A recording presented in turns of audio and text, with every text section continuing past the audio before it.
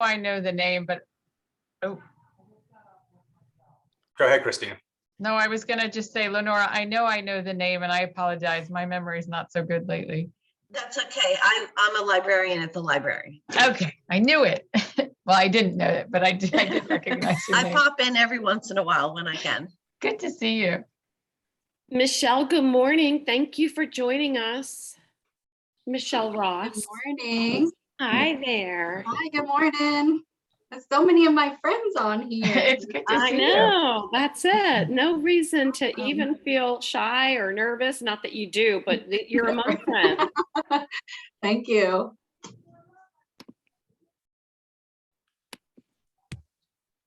I think David's here. He's just hiding. Hi, David. That means he's in his car. He's in his car. Yeah, I peeked him before he first I'm signed hiding on. because I think it looks like I have the worst background of anybody here. No. I don't know. I have a meeting I'm going to run to right after this. So I'm jumping in on a mobile. That's okay. We get it. We're all on the road and we appreciate you being here. But I'm not moving. To be clear. That's a bonus. Well, let's go ahead and get started. I see folks are coming together here. I put an agenda together for today, and of course it's fluid. But one of the things I wanted to start off with, if everybody can see this, is I believe it was, who was it yesterday? Was it Terry? Oh, it was Katrina. So Katrina brought to my attention yesterday that she did not receive the ESPC email of the event that we're having today. Me neither. Oddly enough, I did not see it right away. So, but what I went in and looked is my junk folder in my email, and it was buried in that. So I ask everybody, if you know somebody, and maybe I'll send out an email on behalf of my email to everybody and not the ESPC email, to have everybody make sure they go into their junk mail folder and actually mark the info _ at ESPC Frederick email address to not block that anymore. I did not have it blocked, of course, but Google, which is our background platform, which happens to be the same email system that the ESPC email is on, decided, I think Katrina, your Google Mail too, Yeah. decided to flag our own Google email with that. So make sure if you did not see the latest email itself, to go into your junk mail folder and unmark that. And I will follow up, like I said, with another email to everybody, because I got a feeling some of our communications are getting caught by the local spam junk mail folder here. Yeah, it's odd because I had never had to go to junk mail before, but I know like your Google like admin platform is changing from like one Google thing to another. So I don't know if that's why it's, changing how it's handling our email, but yeah, Google and its infinite wisdom is always changing, always updating.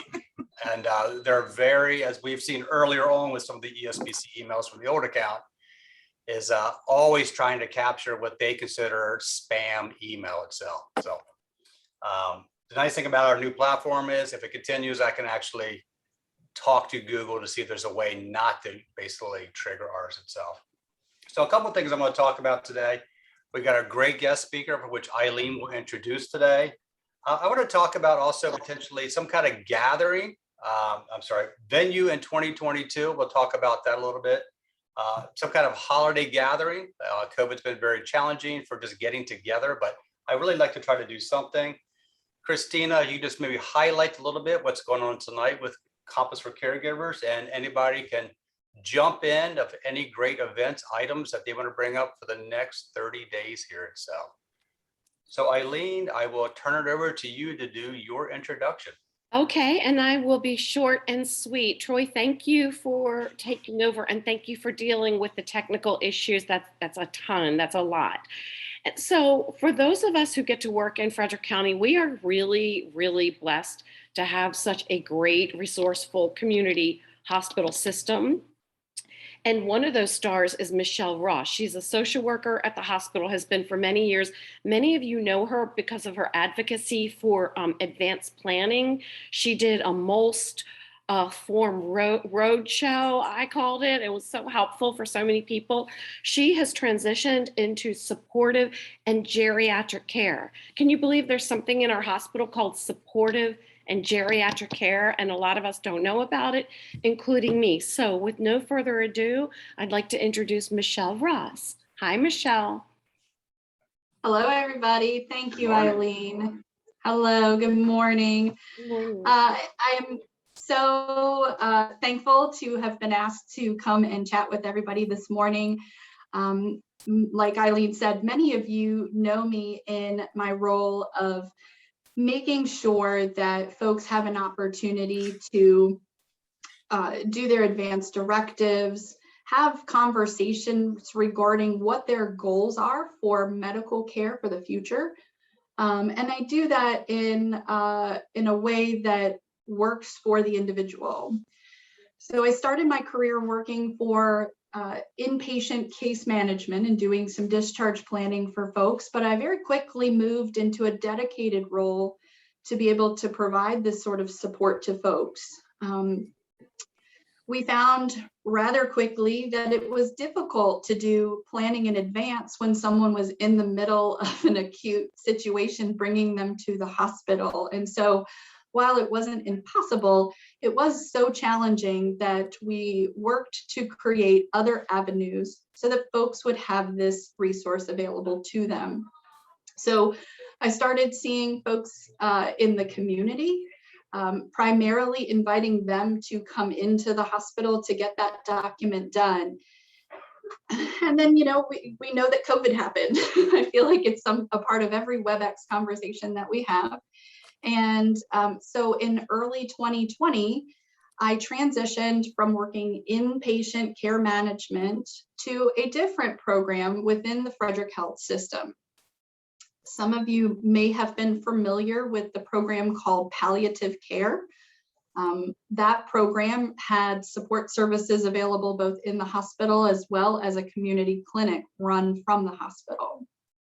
In the spring of 2020, that program transitioned by changing its name and its medical director, and it is now known as supportive and geriatric care. We sometimes call it supportive care for short because it is kind of a mouthful at times. And when we transitioned that program in the spring of last year, we did so really wanting to serve more people. So we came up with that broad name of supportive care. We really try to figure out what that individual needs and help put those resources in front of them. This program has evolved so much, so quickly that I find myself, you know, informing folks of this. And I'm, again, appreciative of being able to come today and just share some information about our program. As it is today, our program is a multidisciplinary team. Our medical director is a geriatrician. Some of you might know Dr. Sheila Kamari. She's been all through the community. She helps us to understand the geriatric portion of the care that we provide. I will make sure, Eileen, that after this afternoon, I email you some of this information so you folks can certainly come back to it, including contact information. Again, we're a multidisciplinary team. Our medical director is a geriatrician. We have a nurse educator who provides ongoing support to not only our patients, but to the families who are trying to care for them. And that support is always provided where the patient is. One of the really beautiful things about our program is that we go where the patient goes. So of course, if they're in the hospital, we have nurse practitioners who will see them in the hospital. We have a social worker who will now see them in the hospital as well. If they transition out of the hospital to their home or to any sort of care facility like an independent living, assisted living, or skilled nursing facility placement, we will go with them there. We will follow them to make sure that they're getting the best support that they can. We offer comprehensive resource and referral. So whether we start with a referral in the hospital or in the community, we really try to get an understanding of the whole person. We are not in any sort of way meant to replace any current care providers. So we are in addition to, I like to say, the sprinkles on the top of the cupcake. We are extra support and resource for folks. We came up with a nice flyer that talks about some of our services. And again, Eileen, I'll make sure that you get hard copies of these that folks can have, because there's a list on the back of a lot of the services we provide.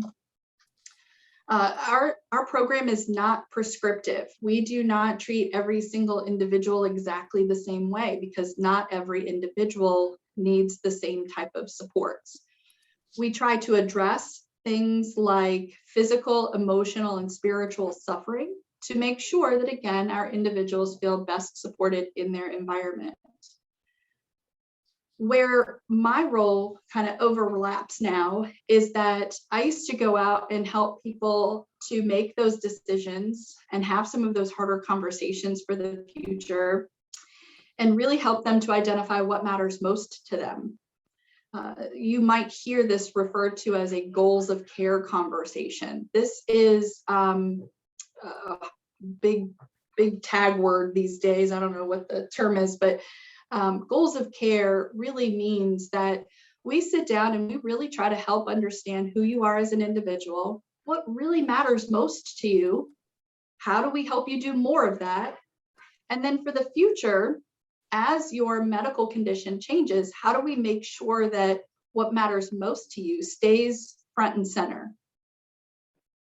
We do understand that many of our patients see not only primary care, but many specialists in the community, and that sometimes the human who is coming to these appointments gets lost in the mix. We get really focused on fixing cancer or fixing some sort of breathing condition, and we forget that that human is really a human who needs to be acknowledged as such.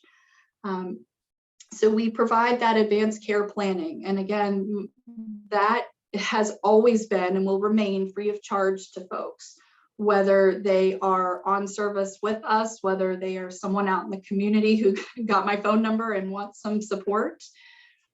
We have an office space now across the street from the hospital. We're in the same building with the urgent care. And so we can bring patients into our clinic. We welcome them and their families or the people who love them to come in and meet with us and to really get a good understanding of what matters to them. Our program runs on the age-friendly model of the 4 M's. I don't know if you all are familiar with this, but this is what matters: medication, mentation, and mobility.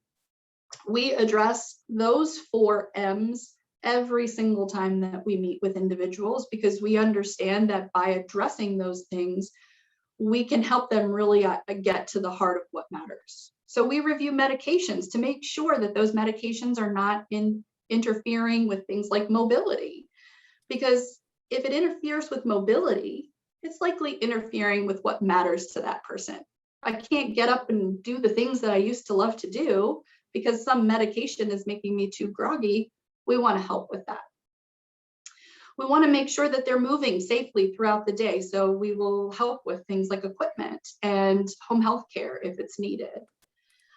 We want to make sure that we are consistently preventing as much as possible, identifying, treating, and managing symptoms of dementia, depression, and delirium. So a subset of our program is what we are calling a dementia assistance program, for lack of any other words at the moment. So in the summer, we started a program in 2 of our local facilities, where the facilities themselves identified individuals with dementia and those who would benefit from some extra support in long-term care planning. So we're working with approximately 20 individuals in those 2 facilities and their families. And what we're finding is some really great success stories. Things like, no one has really ever asked me what our long-term plan is, and now I feel a lot more confident about keeping my loved one where they are and supporting them in the facility where they've been living for the last 15 years. making sure that paperwork is reflective of a person's wishes. Eileen mentioned earlier, I've done a lot of training on the MOLST program, which is super complex. We could talk all day about it and probably not cover all of the different intricacies of the form, but it is something that we address with individuals so that we as a healthcare system never do anything to a person or for a person that they haven't already told us is okay for us to do. A lot of my support in the community, in addition to those goals of care conversations, also involve referral and resource. So many of your programs are, integral to making sure that our patients are supported in the community. So we provide a lot of referrals for different types of support that folks need, whether they're at home, in the facility, or in the hospital. Anybody can make a referral. Even patients themselves can make a self-referral. So you don't need doctor's permission in order to interact with us. Again, I will make sure that Eileen has all of our contact information, but I can offer that our office phone number is 240-566-3031. Our office staff are delighted to take a phone call with some information. I know that some of you on this call have even referred individuals to us, and we appreciate that. Even if you aren't sure if this person is a good fit for the program or really going to benefit, we would love to meet them all the same. I don't know how much time I have, Eileen, but I do want to make sure that folks have a moment to ask some questions if there are some. That's great. Does anybody have any questions? I know we want to get our hands on that information. Thank you, Michelle. Any questions? Eileen, I have a question. This is Beth with Fox Rehab. Hi, Michelle. Hi, Beth. I've been trying to get in touch with you. Have. Yes. We have. Just really quickly, what pays for this? Is it Medicare? That's a very good question. Absolutely. So I told you before that we are a multidisciplinary team. Right. Initially, the payer source for social work support was born out of a grant. And just like years ago, the healthcare system, Frederick Health, decided that it's really important that advanced care planning and this kind of support is available to individuals. They pay my salary. So the hospital covers the cost of that social work support. We have nurse practitioners who will also see our patients. It's not required, but they do see a large majority of our patients, and they do bill Medicare and commercial insurances, and it usually appears like a specialist. So a lot of our patients find themselves with the same copay that they would have for, say, a specialist. Okay. Okay, perfect. Yes. Thank you. And, any patient that interacts with us, we don't want cost to be a limiting factor. So if cost is an issue, then we can always help them to apply for the Frederick Health financial assistance. That's something I can help them with. So we make sure that if they want our support, that they can have it regardless of ability to pay. And just one more question. You're separate from case management in the hospital. Correct. Yes. So I used to do case management in the hospital under Jackie Dinnerman. Right. So this is a different service line, but still through Frederick Health. Okay, great. Thank you. You're welcome. Beth, I will call you later today. That sounds awesome. Thank you. Yes. Okay. Michelle, I have a question. This is Angela from Shepherd Staff In-Home Care. Hi, Angela. So how does this program interact with hospice? If somebody is in hospice, can they also benefit from what you do, or does hospice already do that? Absolutely beautiful question. We work very closely with hospice. We are not hospice. Hospice is a separate service line under Frederick Health.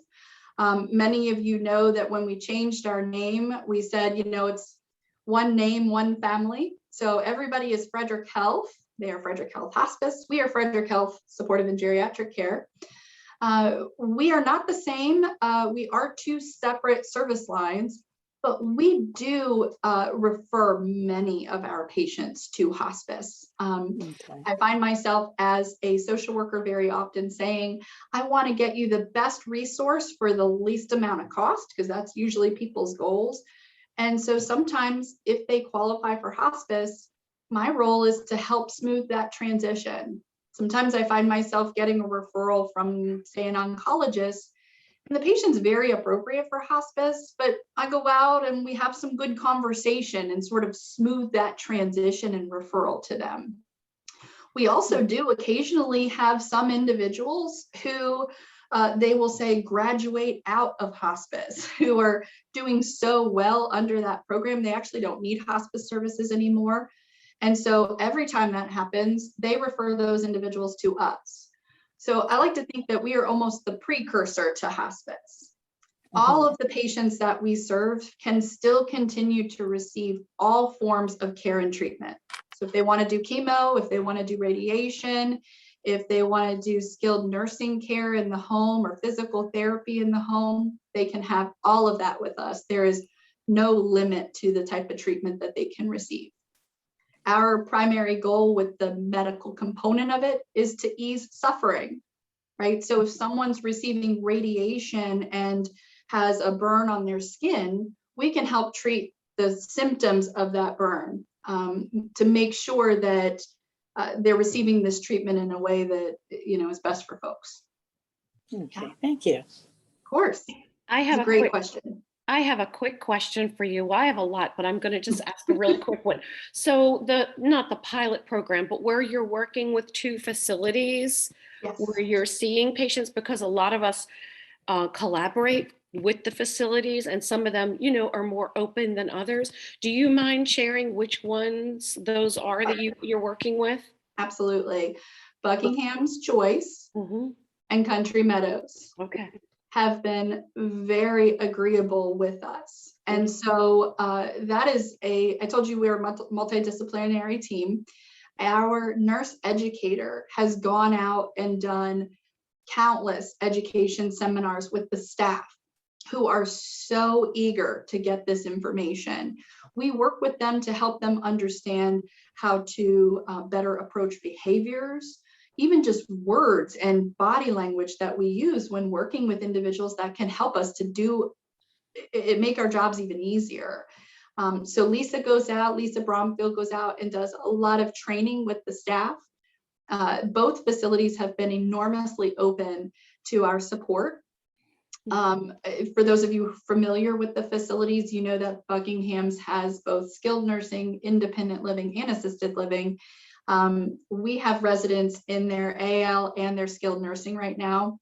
At Country Meadows, we have them in every level of care that they have at their facility right now.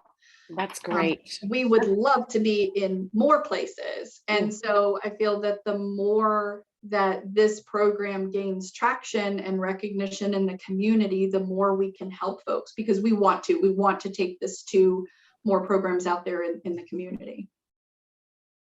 Okay, thank you. Michelle, I have a question. Yes. Hi, it's Bonnie Elliott from Care Patrol. I apologize if you said this and I missed it. What is the age limit when you say geriatric? Is there? So there isn't one, and that's where we pull people in under supportive care.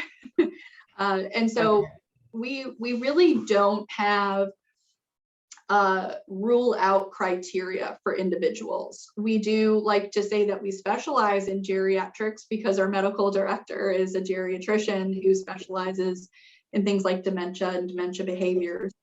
But that being said, you know, quite unfortunately, we do serve some very young, very sick people. And so there isn't really an age cutoff.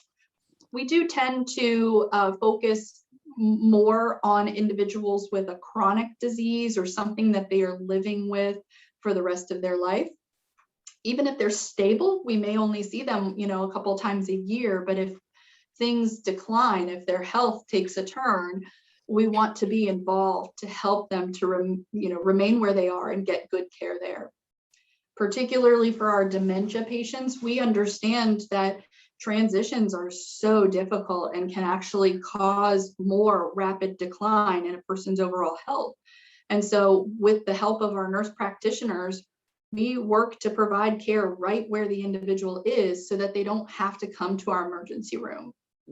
But if we can't avoid it and they ultimately do come to the emergency room, we have staff there who are ready to meet them and who know about them to help ease that transition and expedite their return back to the facility. Thank you. What an awesome, beneficial, valuable program. Well needed. Yeah. Thank I you. will just say for what it might be worth to this group, because I know all of you on this call just absolutely love the individuals that we serve. I have never worked for a team like this before. We are a rather small team. We have 4 nurse practitioners, 3 social workers, a nurse, and our medical director. And coming to work every day is like working with your family. The people that I work with really, truly love the individuals that we serve. And I think it makes us really special in terms of the care that we get to give to people. There isn't a time limit. So, I don't feel rushed when I go to a home visit. It's not like if you make a referral, I only get 30 minutes with you. The Frederick Health Organization has really recognized that this work takes time. Hey, Michelle, it's Julie with the Alzheimer's Association. Hi, Hello, Julie. and hi, everybody. Hey, I just wanted to give you a shout out. First of all, I think the work that you all do is so critical and so important. And I wish everybody going through any type of event or crisis could tap into your services. So certainly getting the word out there is great. I just want to thank you all so much. Lisa started a team for the Walk to End Alzheimer's this year, and you guys just came out and did a great job. And I am so thankful for you, and what a great pairing we make. So yes, it's been of course, a joy.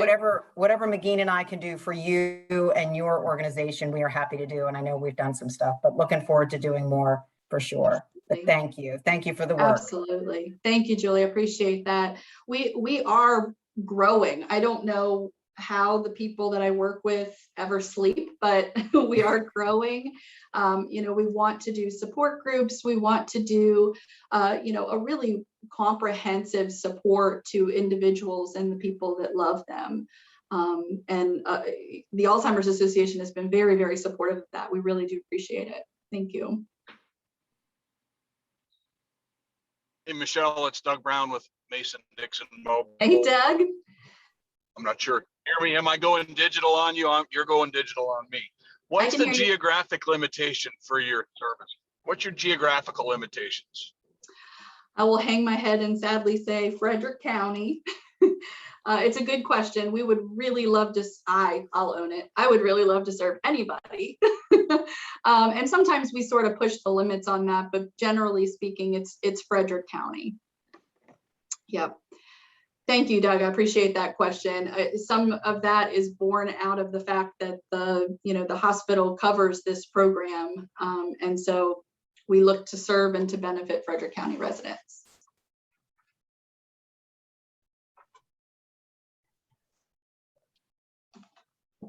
If those of you on the call would want to share this with others in order to bring a similar program to your county, we would also love to talk with you about it.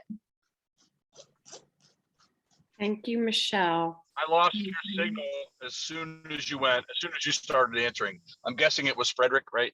Yes. Yes. Yes. Yeah. Okay. Thanks. Yeah, thanks. Yes. Oh my gosh, Michelle, thank you so much. Please come back and tell us about how you're doing and how the program is going.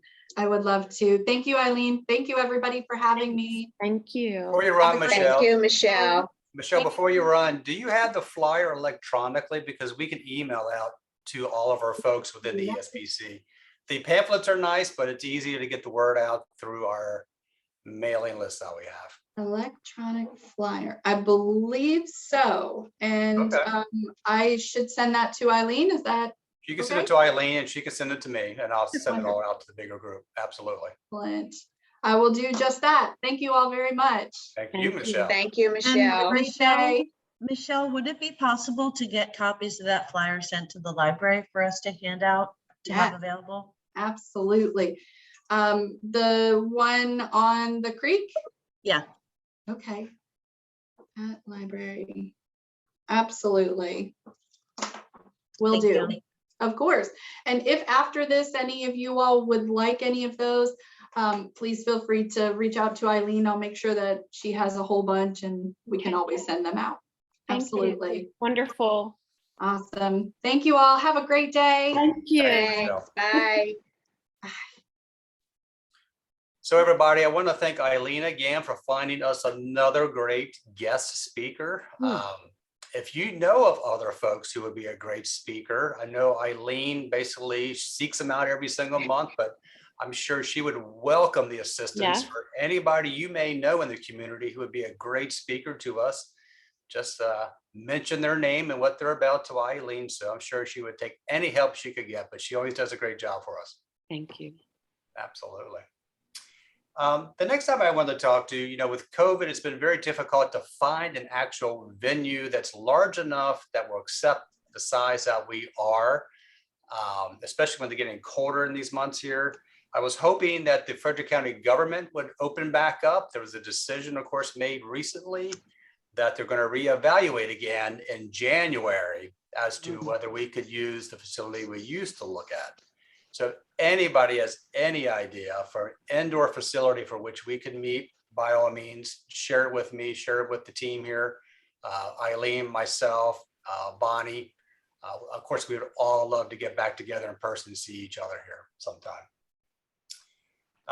The next time I want to talk about is about a holiday gathering itself.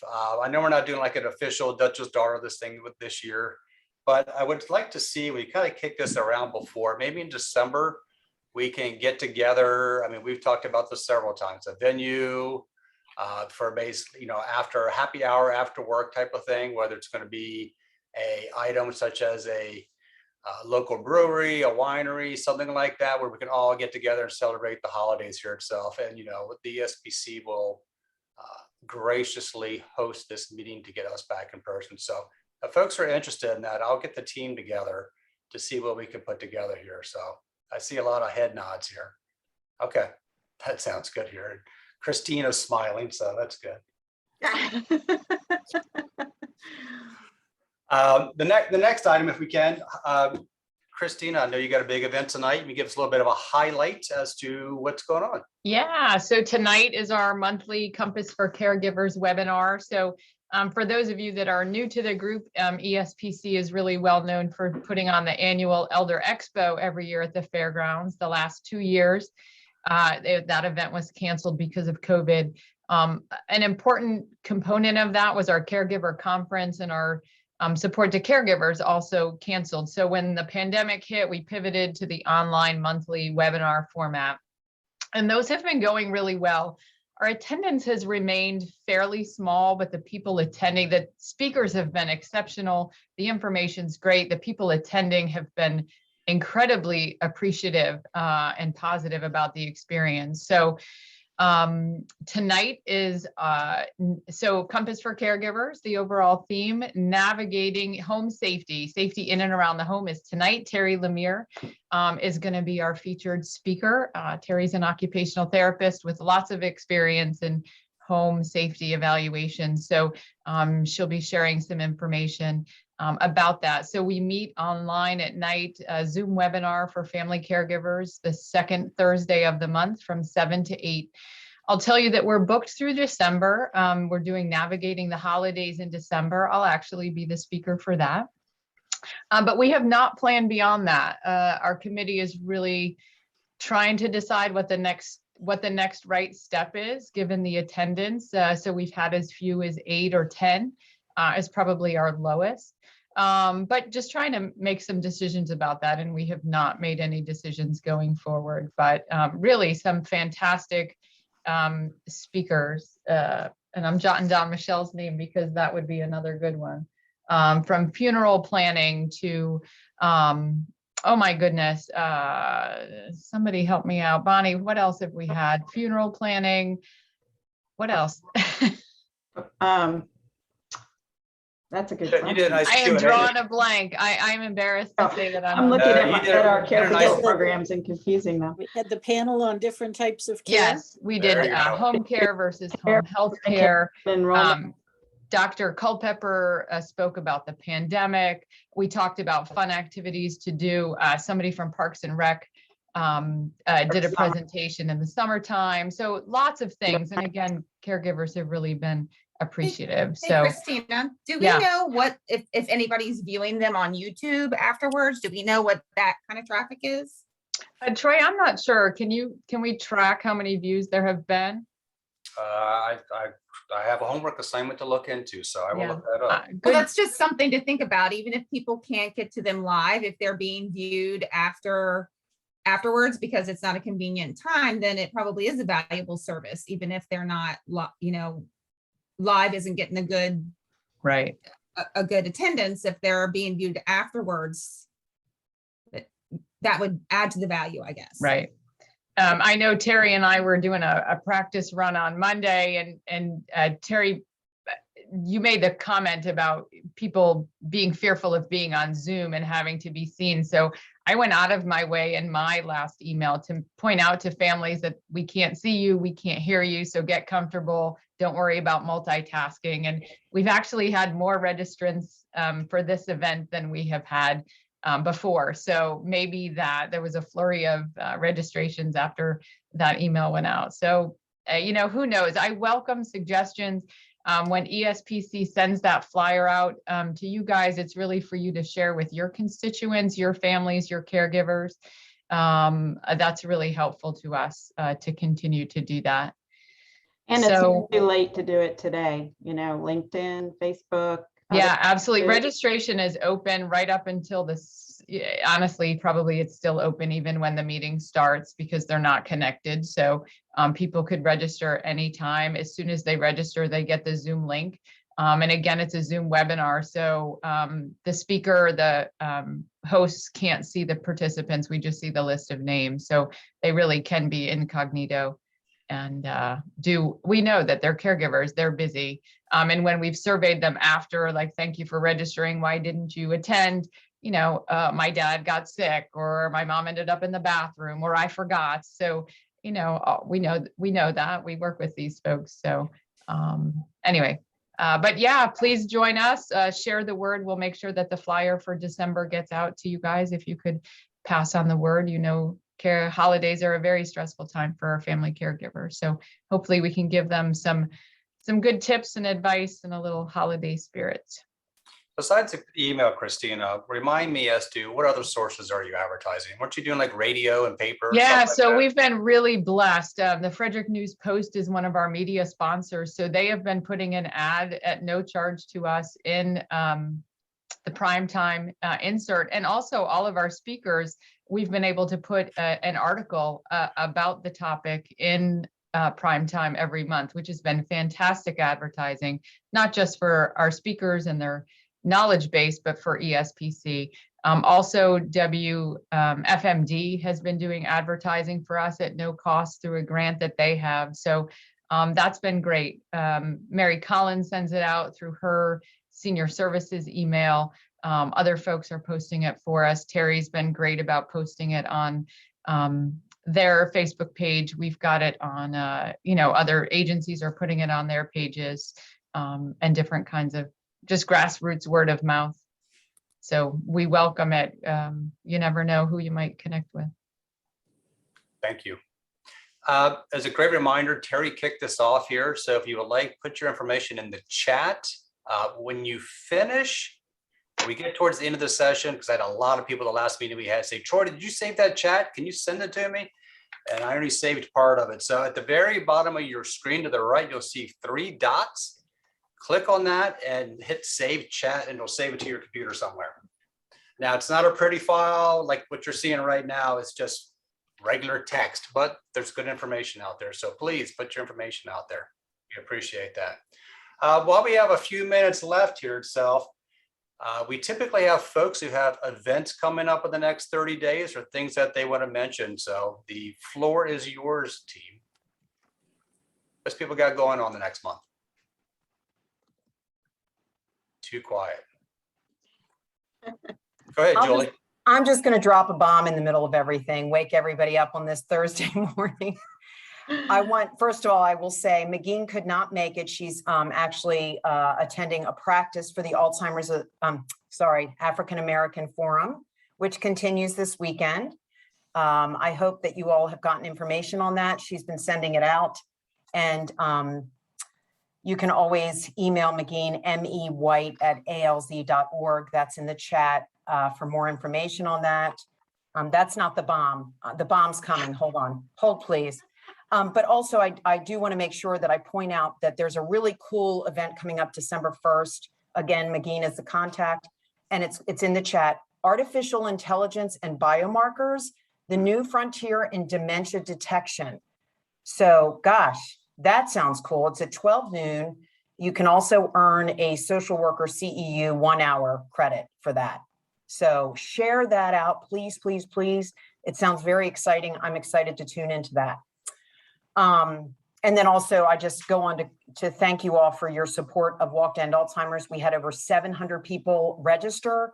I think Walk Day, we had about anybody's guess, 500 people or so. WFRE did a live event. I mean, live, what do you call that, broadcast.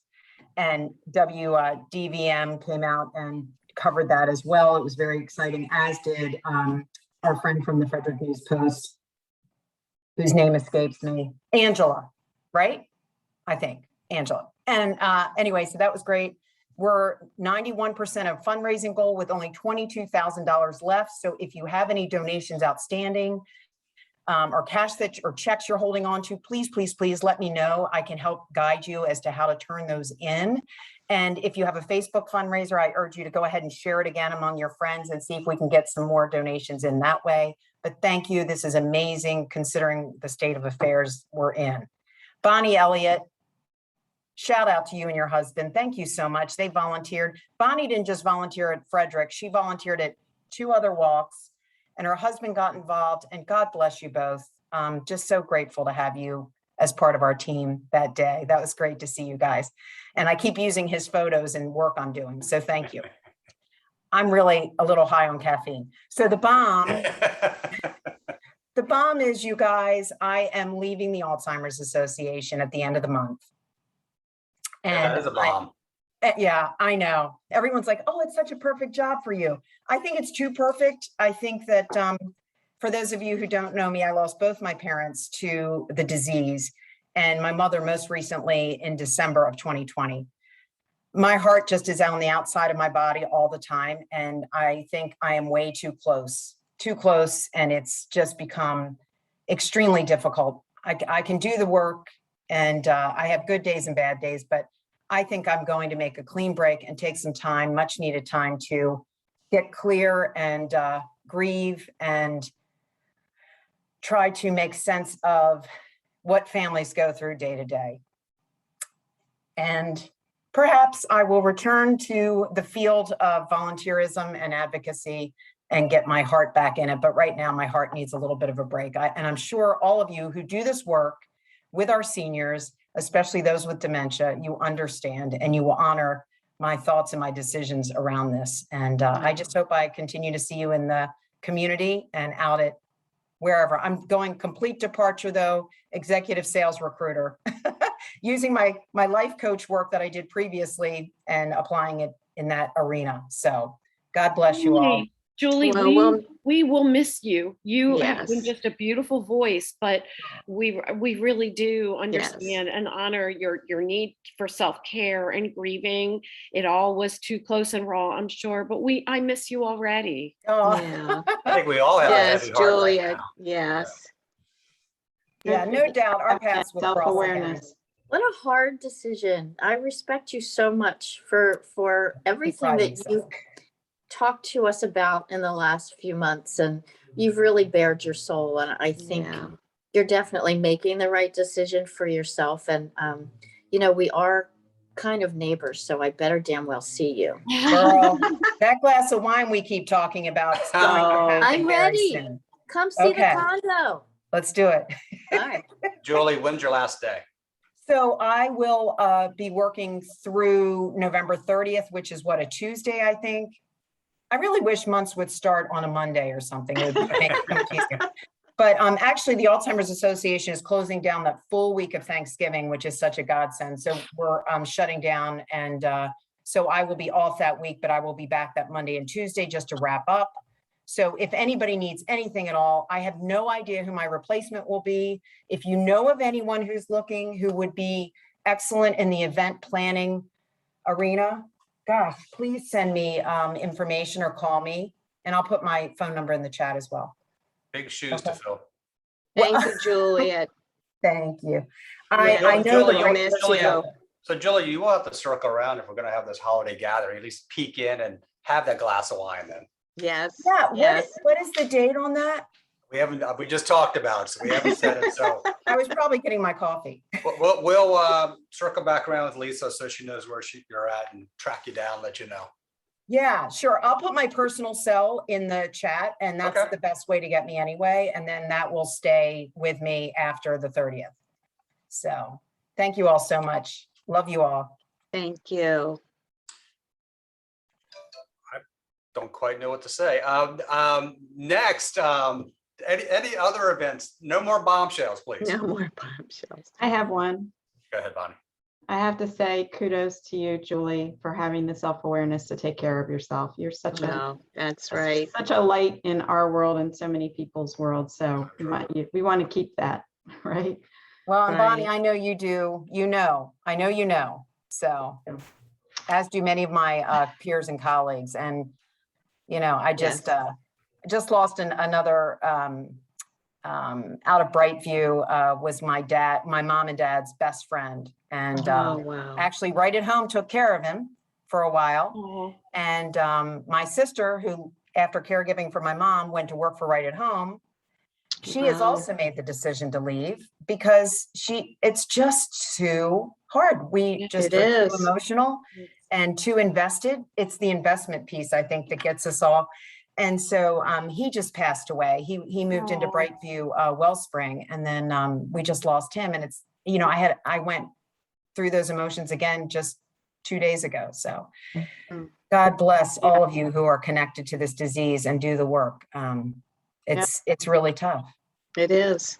Yeah. It is. And I will be doing my life coaching and meditation training on the side.